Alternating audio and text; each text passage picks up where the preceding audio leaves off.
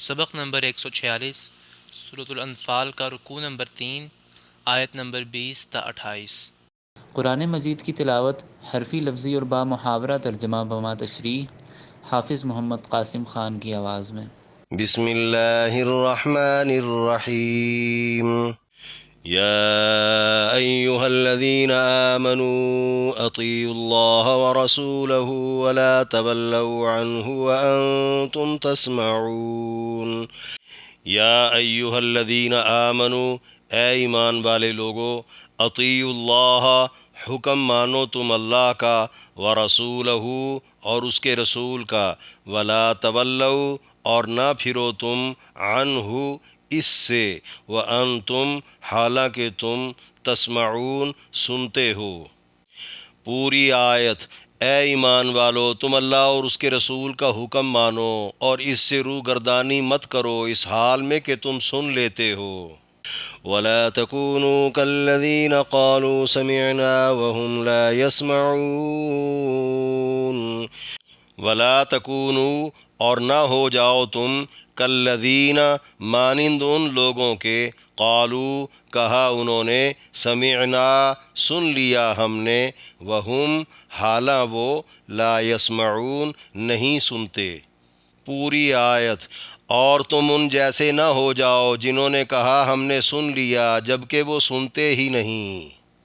ان شر الدواب عند اللہ الصم البکم الذین لا يعقلون۔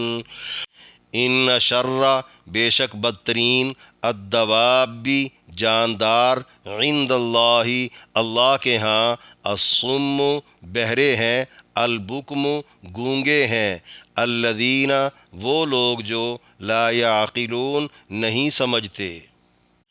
پوری آیت: بے شک اللہ کے نزدیک جانداروں میں بدترین وہ بہرے گونگے لوگ ہیں جو سمجھتے ہی نہیں۔ وَلَوْ عَلِمَ اللَّهُ فِيهِمْ خَيْرًا لَأَسْمَعَهُمْ وَلَوْ أَسْمَعَهُمْ لَتَوَلَّوْا وَهُمْ مُعْرِضُونَ۔ ولو اور اگر، علم اللہ جانتا اللہ، فیہم ان میں، خیرن کوئی بھلائی، لاسمعہم تو ضرور سنا دیتا وہ انہیں، ولو اور اگر، اسمعہم سنا بھی دے وہ انہیں، لتولوا تو ضرور وہ پھر جائیں گے، وہم اور وہ، معرضون منہ پھیرنے والے ہیں۔ پوری آیت: اور اگر اللہ ان میں کوئی بھلائی جانتا تو ضرور وہ انہیں سنا دیتا، اور اگر وہ انہیں سنا بھی دے تو ضرور وہ بھاگ کھڑے ہوں گے، اور وہ تو ہے ہی منہ پھیرنے والے۔ یا ایہا الذین آمنوا استجیبوا للہ وللرسول اذا دعاکم لما یحییکم واعلموا ان اللہ یحول بین المرء وقلبہ وانہ الیہ تحشرون۔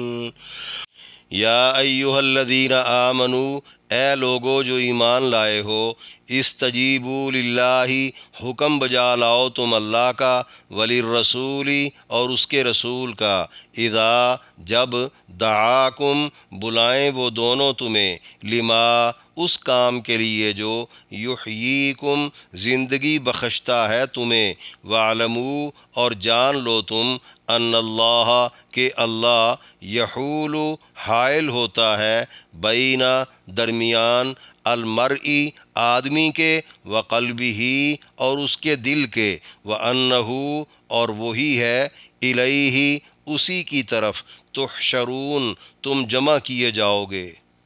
پوری آیت: اے ایمان والو، تم اللہ اور اس کے رسول کا حکم بجا لاؤ جبکہ وہ تمہیں اس کام کی طرف بلاتے ہیں جو تمہارے لیے زندگی بخش ہے، اور تم جان لو کہ آدمی اور اس کے دل کے مابین اللہ حائل ہوتا ہے، اور اسی کے ہاں تم جمع کیے جاؤ گے۔ واتقوا فتنة لا تصيبن الذين ظلموا منكم خاصة واعلموا أن الله شديد العقاب۔ واتقوا اور ڈرو تم، فتنتاً اس فتنے سے لا تصیبن نہ پہنچے گا وہ الذین ان لوگوں کو ظلموا ظلم کیا انہوں نے منکم تم میں سے خاصتاً خاص کر وعلموا اور جان لو تم ان اللہ کہ اللہ شدید العقاب سخت عذاب والا ہے۔ پوری آیت۔ اور تم اس فتنے سے ڈرو جو تم میں سے خاص ان لوگوں پر ہی نہیں پڑے گا جنہوں نے ظلم کیا، اور تم جان لو کہ اللہ کا عذاب سخت ہے۔ واذكروا إذ أنتم قليل مستضعفون في الأرض تخافون أن يتخطفكم الناس فآواكم وأيدكم بنصره ورزقكم من الطيبات لعلكم تشكرون۔ واذکروا اور یاد کرو تم اذ انتم جب کہ تم قلیل تھوڑے تھے مستضعفون کمزور ہوئے پڑے تھے فی الارض زمین میں تخافون ڈرتے تھے تم ان یتخطفکم کہ اچک لیں گے تمہیں الناس لوگ فآواکم تو ٹھکانہ دیا اس نے تمہیں وأیدکم اور قوت دی اس نے تمہیں بنصرہ اپنی مدد کے ساتھ ورزقکم اور روزی دی اس نے تمہیں من الطیبات ستھری چیزوں سے لعلکم تاکہ تم تشکرون شکر ادا کرو۔ پوری آیت۔ اور یاد کرو جس وقت تم تھوڑے تھے اور تم زمین میں کمزور سمجھے جاتے تھے، تم ڈرتے تھے کہ لوگ تمہیں اچک لیں گے، تو اس نے تمہیں ٹھکانہ دیا اور اپنی مدد سے تمہیں قوت دی اور تمہیں ستھری چیزوں سے روزی دی تاکہ تم شکر ادا کرو۔ يا أيها الذين آمنوا لا تخونوا الله والرسول وتخونوا أماناتكم وأنتم تعلمون۔ یا ایہا الذین آمنوا اے لوگو جو ایمان لائے ہو، لا تخونوا اللہ والرسول نہ خیانت کرو تم اللہ اور رسول سے، وتخونوا اور نہ خیانت کرو تم اماناتکم اپنی امانتوں میں، وانتم اور تم تعلمون جانتے ہو۔ پوری آیت۔ اے ایمان والو تم اللہ اور رسول سے خیانت نہ کرو اور تم اپنی امانتوں میں بھی خیانت نہ کرو حالانکہ تم جانتے ہو۔ وَاعْلَمُوا أَنَّمَا أَمْوَالُكُمْ وَأَوْلَادُكُمْ فِتْنَةٌ وَأَنَّ اللَّهَ عِندَهُ أَجْرٌ عَظِيمٌ۔ وَاعْلَمُوا اور جان لو تم انما در حقیقت اموالکم مال تمہارے واولادکم اور اولاد تمہاری فتنۃ آزمائش ہے، وان اللہ اور یہ کہ اللہ عندہ اس کے پاس ہے اجر عظیم اجر بڑا۔ پوری آیت۔ اور تم جان لو حقیقت یہی ہے کہ تمہارے مال اور تمہاری اولاد آزمائش ہیں، اور یہ بھی کہ اللہ کے ہاں بڑا اجر ہے۔ سورۃ الانفال کے تیسرے رکوع میں درج 9 آیات کی تشریح۔ آیت نمبر 20 یا ایھا الذین آمنوا سے وانتم تسمعون تک فرمایا اے ایمان والو تم اللہ اور اس کے رسول کا حکم مانو اور اس سے روگردانی مت کرو اس حال میں کہ تم سن لیتے ہو۔ یعنی ایمان والوں کو یہ زیب ہی نہیں دیتا کہ وہ اللہ اور اس کے رسول کا حکم سن کر اس پر عمل نہ کریں، اس لیے کہ ایمان والے جب بھی کوئی حکم سنتے ہیں تو اس پر عقیدہ بھی رکھتے ہیں اور اس کی تصدیق بھی کرتے ہیں، پھر کوئی وجہ نہیں کہ اس پر عمل نہ کریں، حکم چاہے جہاد کا ہو یا مال غنیمت کی تقسیم کا۔ اللہ کا ہر حکم بذریعہ پیغمبر مسلمانوں تک پہنچتا ہے، اس لحاظ سے پیغمبر کی اطاعت ہی اصل ہے، کیونکہ براہ راست اللہ کا حکم کسی اور کے پاس نہیں آتا۔ اسی لیے قرآن کی دیگر آیات میں یوں کہا گیا جس نے رسول کی اطاعت کی اس نے خدا کی اطاعت کر لی۔ آیت میں وضاحت ہے دشمن کے مقابلے میں اللہ کی طرف سے امداد حکم سن کر عمل کر لینے پر ہی آئے گی، بغیر عمل کیے خالی اقرار و تصدیق پر نہیں آ جاتی۔ اگرچہ اقرار و تصدیق سے ہی بندہ مسلمان بنتا ہے، کافر نہیں رہتا، لیکن عمل اگر نہ ہو تو کافروں سے مشابہت ہو جاتی ہے، جس کی ممانعت اگلے رکوع میں ہے۔ آیت نمبر 21، وَلَا تَكُونُوا كَالَّذِينَ قَالُوا سَمِعْنَا وَهُمْ لَا يَسْمَعُونَ، فرمایا اور تم ان جیسے نہ ہو جاؤ جنہوں نے کہا ہم نے سن لیا جبکہ وہ سنتے ہی نہیں۔ یعنی ایمان والوں کی شان تو یہ ہے کہ اللہ اور اس کے رسول کا جو بھی حکم سنے فوراً اس پر عمل کریں۔ سنی انسنی کر دینا تو کافروں اور منافقوں کا طریقہ ہے۔ بقول مفسرین سننے کے 4 درجے ہیں۔ پہلا، کانوں سے سن تو لینا مگر سمجھنے کی کوشش ہی نہ کرنا، یہ کافروں کا شیوہ ہے۔ دوسرا، سن کر سمجھ بھی لینا مگر اعتقاد نہ رکھنا، یہ منافقوں کا شیوہ ہے۔ تیسرا، سن کر سمجھ کر اعتقاد بھی کر لینا مگر عمل نہ کرنا، یہ گناہگار مسلمانوں کا شیوہ ہے۔ چوتھا، عمل بھی کر لینا، یہ نیکوکار مسلمانوں کا شیوہ ہے، اور یہی اصلی مسلمان کی پہچان ہے۔ اللہ کو یہ گوارا نہیں کہ کوئی شخص مسلمان ہو کر بھی کافروں اور منافقوں کے مشابہ زندگی گزارے، اس لیے فرمایا تم ان کی طرح نہ ہو جاؤ جو کہتے تو ہیں ہم نے سن لیا مگر وہ سنتے ہی نہیں، یعنی عمل نہیں کرتے۔ آیت نمبر 22، ان شر الدواب سے لا یعقلون تک، فرمایا بے شک اللہ کے نزدیک جانداروں میں بدترین وہ بہرے گونگے لوگ ہیں جو سمجھتے ہی نہیں۔ یعنی حق بات کو سن کر سمجھنے، قبول کرنے اور حق بولنے کی صلاحیت حاصل ہونے کے باوجود جو بہرے گونگے بنے رہتے ہیں، اس سے مراد مشرکین، ملحدین، کفار اور منافقین ہیں۔ ابن عباس رضی اللہ عنہ کے بقول قبیلہ بنی عبدالدار کے لوگ کہا کرتے تھے، محمد جو کہتے ہیں ہم اسے سننے اور قبول کرنے کی بابت بہرے اور گونگے ہیں۔ ایک قول کے مطابق حق کی اتباع نہ کرنے والے سبھی لوگ مراد ہیں۔ جو زمین پر چلنے والے تمام جانداروں میں بدترین اس لیے ہیں کہ ہر جاندار کے پاس کسی نہ کسی درجے کا شعور ہے، وہ اسے پورا استعمال کرتا ہے، مگر انسان اپنے اعلیٰ ترین درجے کے شعور کو استعمال کر کے اپنی اوقات کو یا اللہ کی ذات کو یا حق بات کو یا پھر اپنے برے انجام کو سمجھتا ہی نہیں۔ آیت نمبر 23، وَلَوْ عَلِمَ اللَّهُ فِيهِمْ خَيْرًا سے وَهُمْ مُعْرِضُونَ تک، فرمایا اور اگر اللہ ان میں کوئی بھلائی جانتا تو ضرور وہ انہیں سنا دیتا، اور اگر وہ انہیں سنا بھی دے تو ضرور وہ بھاگ کھڑے ہوں گے، اور وہ تو ہیں ہی منہ پھیرنے والے۔ یعنی جو بہرے گونگے بن چکے ہیں ان کے دلوں میں خیر کی کوئی ذرا سی بھی رمق باقی ہوتی۔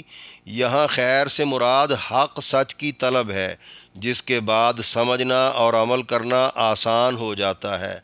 اگر دلوں میں وہ رمق اللہ کے علم ازلی میں ہوتی تو اللہ انہیں ضرور نفع بخش سماعت کی توفیق دے دیتا۔ کوئی چیز اللہ کے علم میں اگر نہیں تو اس کا مطلب ہے اس چیز کا سرے سے وجود ہی نہیں، کیونکہ اللہ کا علم ناقص نہیں۔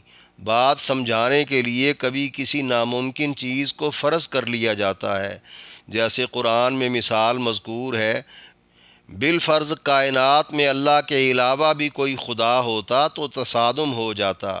یا ایک اور جگہ فرمایا آپ کہہ دیجئے بالفرض رحمان کا اگر کوئی بیٹا ہوتا تو سب سے پہلے میں اس کی عبادت کرتا۔ جیسے یہ باتیں ناممکن ہیں ویسے یہ بات بھی ناممکن ہے کہ بہرے گونگے لوگوں کے دلوں میں خیر کی کوئی رتی رمق موجود ہو۔ ایسے لوگوں کو اللہ اگر حق سچ سنا بھی دے یعنی سمجھا بھی دے تو بوجہ ضد اور اناد کے وہ منہ پھیر کر بھاگ کھڑے ہوں گے، کیونکہ تقدیر کے مطابق وہ منہ پھیرنے والے ہی ہیں، اور تقدیر کو اللہ کے سوا کوئی نہیں جانتا۔ بعض روایات کے مطابق مکہ کے کچھ مشرک نبی علیہ السلام سے کہنے لگے، برس ہا برس پہلے کے فوت شدہ ہمارے بزرگ قسی بن کلاب اگر زندہ ہو کر آپ کو سچا نبی مان لیں تو ہم بھی مان لیں گے۔ ان کے جواب میں یہ آیت نازل ہوئی کہ ہم ایسا کر بھی دیں تب بھی یہ منہ پھیر کر بھاگ کھڑے ہوں گے۔ یہ بھی ممکن ہے جنگ میں منافقوں کے کردار کی طرف اشارہ ہو کہ انہیں اگر سمجھا بجھا کر جنگ میں شریک کر بھی لیا جائے تو بھاگ جائیں گے اور پوری جماعت کی شکست کا باعث بھی بنیں گے۔ آیت نمبر 24، یا ایہا الذین آمنوا استجیبوا للہ وللرسول سے وانہ الیہ تحشرون تک فرمایا، اے ایمان والو تم اللہ اور اس کے رسول کا حکم بجا لاؤ جبکہ وہ تمہیں اس کام کی طرف بلاتے ہیں جو تمہارے لیے زندگی بخش ہے۔ یعنی اللہ اور اس کے رسول کے بلانے پر فوراً حاضر ہونا ایمان والوں کے لیے ضروری ہے، بلاوا چاہے آسمان سے نازل ہوا ہو یا پیغمبر کی طرف سے جاری کیا گیا ہو، دونوں کا بلاوا زندگی بخش ہے۔ اکثر مفسرین نے دلوں کی روحانی زندگی مراد لی ہے جو ایمان، قرآن، حق، سچ اور جہاد کی طرف راغب ہونے سے حاصل ہو جاتی ہے، ورنہ منکرین کے دل مردہ ہی رہتے ہیں۔ مضمون چونکہ جہاد و شہادت کا چل رہا ہے، اس لیے جہاد کے بعد ملنے والی عزت کی زندگی بھی مراد ہو سکتی ہے جس سے دینی معاشرہ زندہ رہتا ہے۔ یہ مطلب بھی ہو سکتا ہے خدا رسول کی فرما برداری دنیا کو خوشگوار زندگانی فراہم کر دے گی جس کے عوض آخرت کی ابدی زندگی میں ملنے والے فائدے اس دنیا سے کہیں بہتر اور دائمی ہیں۔ بحوالہ ترمذی بروایت ابو ہریرہ رضی اللہ عنہ، ایک دن ابی بن کعب رضی اللہ عنہ کو نبی علیہ السلام نے آواز دے کر بلایا تو وہ ذرا تاخیر سے پہنچے۔ آپ نے تاخیر کی وجہ پوچھی تو عرض کیا، میں نماز پڑھ رہا تھا، جلدی جلدی مکمل کر کے حاضر ہو گیا ہوں۔ اس پر آپ نے فرمایا، کیا تم نے یہ آیت نہیں سنی کہ جب بھی اللہ اور اس کا رسول بلائے تو فوراً حاضر ہو جایا کرو؟ عرض کرنے لگے، آقا آئندہ سے ایسا ہی ہوا کرے گا۔ اس آیت کے مطابق بعض فقہا نے نماز کے دوران پیغمبر کے بلاوے پر لبیک کہنے سے نماز نہ ٹوٹنے کا مسئلہ اخذ کیا ہے۔ بعض کے ہاں نماز توڑ کر پیغمبر کی بارگاہ میں حاضری کو ضروری سمجھا گیا ہے، کیونکہ نماز تو بعد میں بھی پڑھی جا سکتی ہے مگر نبی کی حکم عدولی نہیں کی جا سکتی۔ اگرچہ پیغمبر اب دنیا میں موجود نہیں، پھر بھی پیغمبر کی شریعت پر مسلمانوں سے اسی درجے کی فرما برداری مطلوب ہے۔ آخر میں فرمایا، اور تم جان لو کہ آدمی اور اس کے دل کے مابین اللہ حائل ہوتا ہے اور اسی کے ہاں تم جمع کیے جاؤ گے۔ یعنی یہ بات خوب ذہن نشین کر لی جائے، آدمی اور اس کے دل کے مابین اللہ حائل رہتا ہے۔ اس کے 3 مطالب بیان کیے گئے ہیں۔ پہلا یہ کہ ارادہ نیکی کرنے کا ہو یا بدی چھوڑنے کا، تاخیر کرنا درست نہ ہوگا۔ دل چونکہ قضائے الہی کے تحت کام کرتے رہتے ہیں، اللہ دلوں کو الٹتا پلٹتا رہتا ہے، اس لیے معاملہ رہتا رہتا کہیں رہ نہ جائے۔ تاخیر کی نحوست سے دل مردہ بھی ہو جاتے ہیں، پھر توفیق ہی سلب ہو جاتی ہے۔ لہذا پہلی فرصت کو ہی غنیمت سمجھا جائے، زندگی کی امید پر نیکی اور توبہ کو ملتوی نہ کیا جائے۔ آج وقت ہے، کل نہیں ہوگا۔ دوسرا مطلب یہ کہ جس کے دل میں حق کی طلب ہو، اگر کبھی گناہ کا تقاضا دل میں ابھر آئے اور نیک آدمی اللہ کی پناہ مانگ لے تو اللہ اس کے اور دل کے مابین حائل ہو کر گناہ کو روک دیتا ہے۔ اسی طرح مردہ دلوں میں اگر کوئی نیک خیال آ بھی جائے تو اللہ کچھ نہ کچھ ایسے اسباب پیدا کر دیتا ہے جن کے سبب نیکی سے توجہ ہٹ جاتی ہے اور بدبختی غالب آ جاتی ہے۔ تیسرا مطلب یہ کہ بندہ اپنے دل کے اتنا قریب نہیں ہوتا جتنا اللہ قریب ہے۔ دل کی کیفیت کو بندے سے زیادہ اللہ جانتا ہے۔ اس مفہوم کی تائید اللہ کے اس فرمان سے بھی ہوتی ہے کہ ہم اس کی شہ رگ سے بھی زیادہ اس کے قریب ہیں۔ وہ جانتا ہے دلوں میں کیا چل رہا ہے اور ان کے نتائج کیا نکلیں گے۔ خود ساختہ تسلیوں میں مبتلا غافل لوگوں کو پتہ تبھی چلے گا جب اللہ کے ہاں سب کو جمع کیا جائے گا۔ ان سب باتوں کا خلاصہ یہ ہے کہ حکم بجا لانے میں سستی سے دلوں کا معاملہ خطرناک حد تک بگڑ سکتا ہے۔ بحوالہ مسلم بروایت ابن عمر رضی اللہ عنہ، نبی علیہ السلام نے فرمایا، تمام انسانوں کے دل ایک دل کی طرح رحمان کی 2 انگلیوں کے درمیان ہیں، وہ جس طرف چاہتا ہے پھیر دیتا ہے۔ بعد ازاں آپ نے ان الفاظ میں دعا مانگی: اے دلوں کے پھیرنے والے، ہمارے دلوں کو اپنی فرما برداری کی طرف پھیر دے، آمین۔ آیت نمبر 25، وَاتَّقُوا فِتْنَةً سے وَاعْلَمُوا أَنَّ اللَّهَ شَدِيدُ الْعِقَابِ تک فرمایا، اور تم اس فتنے سے ڈرو جو تم میں سے خاص ان لوگوں پر ہی نہیں پڑے گا جنہوں نے ظلم کیا، اور تم جان لو کہ اللہ کا عذاب سخت ہے۔ یعنی مسلمانوں کو چاہیے کہ وہ ایسے فتنے سے بچتے رہیں جس میں ظالم غیر ظالم سب کی شامت آ جائے۔ فتنہ باہم اختلاف کا بھی ہو سکتا ہے جو اجتماعی قوت کو کمزور کر دیتا ہے۔ فتنہ گمراہی کا بھی ہو سکتا ہے جو ترک تبلیغ سے پیدا ہوتا ہے، جس سے جرائم پھیل جاتے ہیں۔ فتنہ حب دنیا کا بھی ہو سکتا ہے جو ترک جہاد سے جنم لیتا ہے، جس سے دشمن بھاری ہو جاتا ہے۔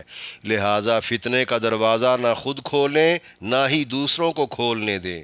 خدا نخواستہ اگر کچھ لوگ عمومی طور پر فتنے کا سبب بنتے نظر آئیں تو ان کی کرتوتوں کا وبال ان تک محدود نہیں رہے گا، بلکہ اس کی زد میں وہ بھی آئیں گے جنہوں نے باوجود منع کرنے کی قدرت کے ان کو ان کے حال پر چھوڑ دیا، نہ سمجھایا، نہ سرزنش کی، نہ نفرت کا اظہار کیا اور نہ ہی علیحدگی اختیار کی۔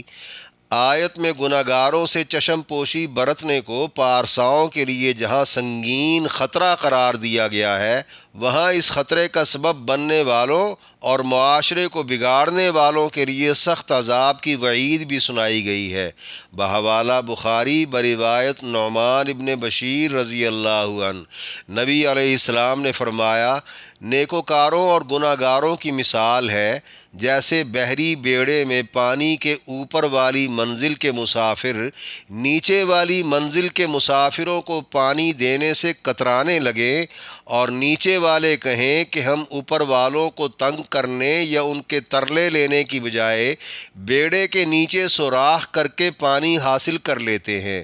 اوپر والوں کو ان کی اس حرکت کا پتہ بھی ہو اور وہ پھر بھی منع نہ کریں تو نتیجے میں سبھی ڈوب جائیں گے۔ آیت نمبر 26، وَاذْكُرُوا اِذْ أَنْتُمْ قَلِيلٌ سے لَعَلَّكُمْ تَشْكُرُونَ تک فرمایا، اور یاد کرو جس وقت تم تھوڑے تھے اور تم زمین میں کمزور سمجھے جاتے تھے، تم ڈرتے تھے کہ لوگ تمہیں اچک لیں گے، تو اس نے تمہیں ٹھکانہ دیا اور اپنی مدد سے تمہیں قوت دی اور تمہیں ستھری چیزوں سے روزی دی تاکہ تم شکر ادا کرو۔ یعنی ہجرت سے پہلے سرزمین مکہ میں قلیل اور کمزور ہونے کی وجہ سے مسلمان انتہائی خوف زدہ اور قسم پرسی میں مبتلا تھے۔ معلوم ہوا اسلام کا آغاز جبر و تشدد یا سیاسی مادی قوتوں کے سہارے نہیں بلکہ خوف و دہشت کے ماحول میں ہوا کہ لوگ نوچ کھائیں گے۔ لوگوں سے مراد مشرکین مکہ ہیں۔ بعض نے کہا آیت کے مخاطب اہل عرب ہیں۔ بقول ابن عباس رضی اللہ عنہ، روم اور فارس نے عربوں کو غلام بنا رکھا تھا، گو کہ وہ آپس میں دشمن تھے مگر عربوں کے خلاف یکجان تھے۔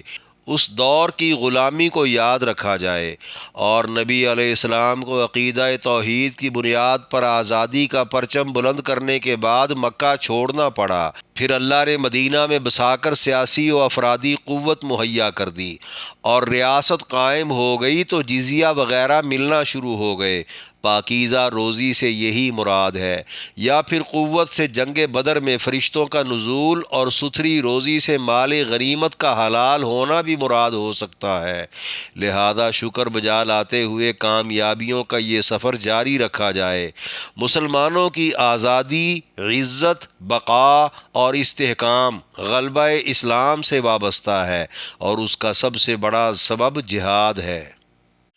آیت نمبر 27، یا ایہا الذین آمنوا لا تخونوا اللہ سے وانتم تعلمون تک فرمایا، اے ایمان والو تم اللہ اور رسول سے خیانت نہ کرو اور تم اپنی امانتوں میں بھی خیانت نہ کرو حالانکہ تم جانتے ہو۔ یعنی امانتوں میں خیانت کرنے کا وبال اور عذاب ہمیشہ دل و دماغ میں رہنا چاہیے۔ جاننے کا یہی مفہوم ہے۔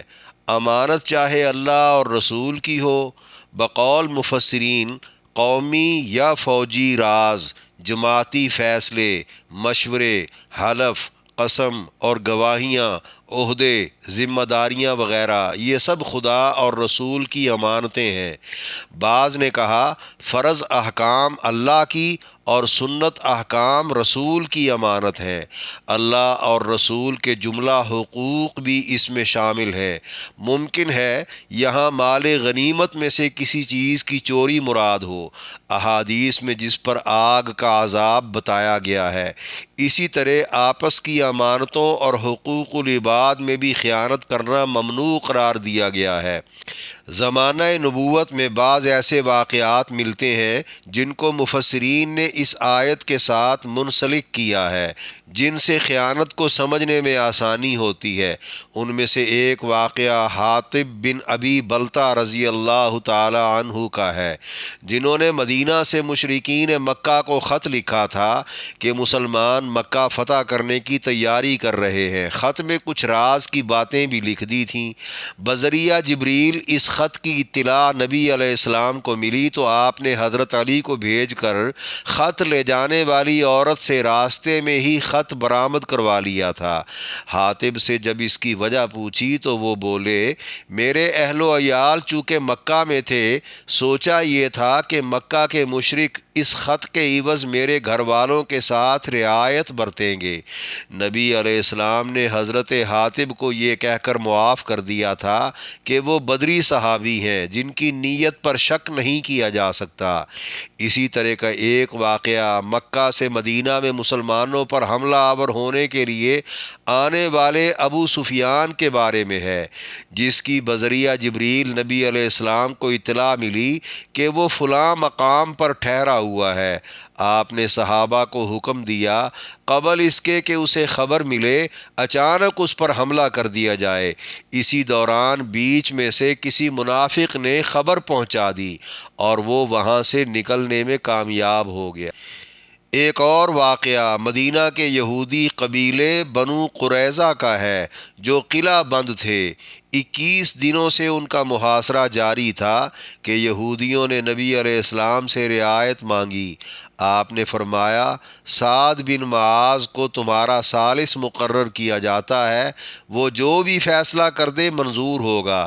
یہودیوں نے کہا ہم ابو لبابہ رضی اللہ عنہ سے اس بارے میں بات کرنا چاہتے ہیں۔ آپ نے ان کی خواہش پر ابو لبابہ کو بھیج دیا۔ ابو لبابہ کے اہل و عیال بھی یہودی قبیلے میں ہی رہتے تھے، اس وجہ سے دو طرفہ ہم آہنگی تھی۔ جب یہودیوں نے ابو لبابہ سے ثالث کے ممکنہ فیصلے کی بابت پوچھا تو ابو لبابہ نے اپنا ہاتھ اپنی شاہ رگ پر پھیرتے ہوئے اشارے میں بتا دیا کہ شاید تمہارے قتل کا فیصلہ ہے۔ اشارہ دے تو بیٹھے مگر دفعتاً احساس ہوا کہ اللہ رسول سے خیانت ہو گئی ہے، چنانچہ انہوں نے واپسی پر خود کو مسجد نبوی کے ستون کے ساتھ باندھ لیا کہ جب تک اللہ توبہ قبول نہیں کرتا نہ کھاؤں گا نہ پیوں گا، اسی حال میں پڑا رہوں گا چاہے موت آ جائے۔ اس بات کا علم جب حضور علیہ السلام کو ہوا تو آپ نے فرمایا میرے پاس آ جاتا تو میں اس کے حق میں استغفار کر دیتا، اب اس نے خود کو اللہ کے سپرد کر دیا ہے، لہٰذا اللہ جانے اور وہ جانے۔ کچھ دنوں کے بعد توبہ کی قبولیت والی آیت نازل ہوئی تو نبی علیہ السلام نے کھولنے کے لیے آدمی بھیجے۔ ابو لبابہ نے قسم دے کر کہا مجھے حضور اپنے ہاتھ سے جب تک نہیں کھولیں گے آزادی نہیں لوں گا۔ پھر آپ تشریف لائے، مبارک دی اور اپنے دستے مبارک سے کھول دیا۔ آیت نمبر 28 وَاعْلَمُوا سے وَأَنَّ اللَّهَ عِندَهُ أَجْرٌ عَظِيمٌ تک فرمایا اور تم جان لو حقیقت یہی ہے کہ تمہارے مال اور تمہاری اولاد آزمائش ہیں، اور یہ بھی کہ اللہ کے ہاں بڑا اجر ہے۔ یعنی یہ دونوں چیزیں ہی فتنہ ہیں۔ قرآن میں لفظ فتنہ وبال، امتحان اور عذاب کے لیے استعمال ہوا ہے۔ یہاں تینوں معنوں کی گنجائش ہے۔ ان وبال جان چیزوں کی محبت میں گرفتار ہو کر دینی تقاضوں کو نظر انداز کر دینا، یا اللہ کو ناراض کر کے بہت بڑا اجر ضائع کر لینا، بلکہ الٹا عذاب میں مبتلا ہو جانا دانش مندی نہیں۔ آیت میں ممکن ہے اشارہ ایسے مسلمانوں کی طرف ہو جو دین دشمنوں کے بارے میں قومی اور جماعتی سوچ اپنانے کی بجائے اپنے مال اور اپنی اولاد کی خاطر ذاتی سوچ کو اپنی ضرورت بنا کر اللہ رسول سے خیانت کر بیٹھے تھے، جو کہ آج بھی غلط ہے۔